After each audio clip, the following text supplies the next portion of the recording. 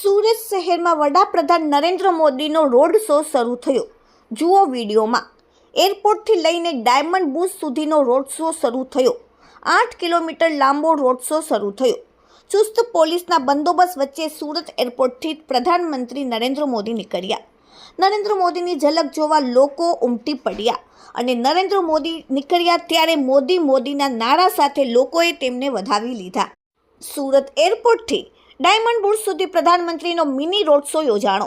Road શોમાં પ્રધાનમંત્રીના સ્વાગત માટે સવારથી જ લોકોની ભીડ જામી. આ સાથે સીએમ ભૂપેન્દ્ર પટેલ, સાંસદ દર્શનાબેન જરદોશ, સી.આર. પાટીલ અને હર્ષ સંઘવીએ સુરત એરપોર્ટ પર આવીને નરેન્દ્ર મોદીનું ભવ્ય સ્વાગત કર્યું. એટલું જ નહીં, સુરતના આ 8 કિલોમીટરના રૂટને દુલ્હનની જેમ શણગારવામાં આવ્યો છે, તો બીજી તરફ રૂટને બંને તરફ બાંબુથી બેરિકેડ કરી દેવામાં આવ્યા છે અને રોડ પર 10થી વધુ સ્વાગત પોઈન્ટ બનાવવામાં આવ્યા છે.